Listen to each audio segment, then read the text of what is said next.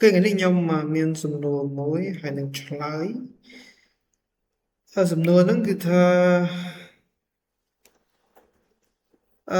តើយើងមានវិធីណាខ្លះដែលយើងអាច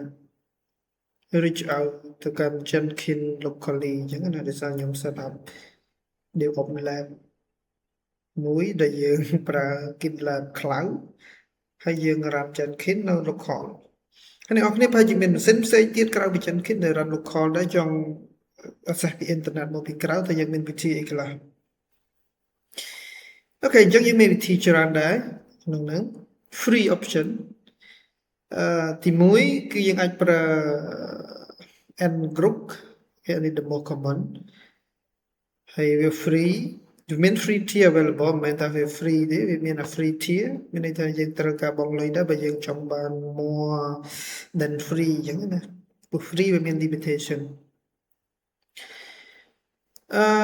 ហើយទូទៅ n group ហ្នឹងវានឹងឲ្យយើងបង្កើត https URL មួយ temporary ទេចឹងមានន័យពេលយើងតេស្ត lab អីភ្លាមៗហ្នឹងយើងអាចប្រើវាដើម្បី demo អីចឹងណាចាចឹងអាចគាត់ run command n group យើងត្រូវតម្លើងណាតម្លើង n group command ហ្នឹងហើយ http port ដែលយើង export មានន័យថា80%ជា local port របស់ Jenkins របស់យើង run នៅលើម៉ាស៊ីនដែលមាន Jenkins នឹង running ហើយបើអ្នកនរគ្នាមាន web ផ្សេងទៀតគឺ run នៅលើម៉ាស៊ីនរបស់អ្នកនរគ្នាហ្នឹងហើយយើងនឹងទទួលបាន URL similar to នេះអញ្ចឹងណាអាចមានកន្លែងនេះគឺ random អូខេ random ហើយនឹងបញ្ចប់ដោយ n-group.io អញ្ចឹងទៅដែល GitLab ដោយសារតែ scenario ហ្នឹងគឺមានន័យខ្ញុំប្រើ GitLab Cloud អញ្ចឹងវានឹងអាច access webhook មកកាន់ Jenkins តាម URL មួយហ្នឹងហើយ Pro មានន័យថា Pro and Con ណា benefit របស់វាគឺ quick secure ហើយអាច support HTTPS នឹងជារឿងល្អហើយ con របស់វាគឺធម្មតា free tier ហ្នឹងគឺវា URL វាអត់វា random រហូត every time យើង restart and group របស់យើងទោះតែយើងបង់លុយទៅយើងអាច reserve URL បានអូខេទី2គឺអាចប្រើ local tunnel ដែលមួយ npx ខ្ញុំនិយាយទៅគេប្រើថា npm ណាអាចមាន npx install npx តាមរយៈ npx ណាបន្តទៅយើងនឹងបាន random ដូចគ្នាអូខេហើយវា less stable ជាង n group ហ្នឹងអាចប្រើបានតែអាចប្រើបានណាទី3ល្អម្យ៉ាងប៉ុន្តែវាបោះ Cloudflare free tier available ដែរវា more production ready សម្បូរគេប្រើច្រើនគេ set up វាប្រើច្រើន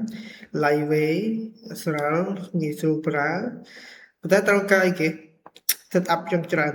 ខ្ញុំក៏អត់ទាន់តែប្រើដែរតែខ្ញុំឃើញមិត្តភ័ក្តិប្រើច្រើនអញ្ចឹងណាវិធីមួយទៀត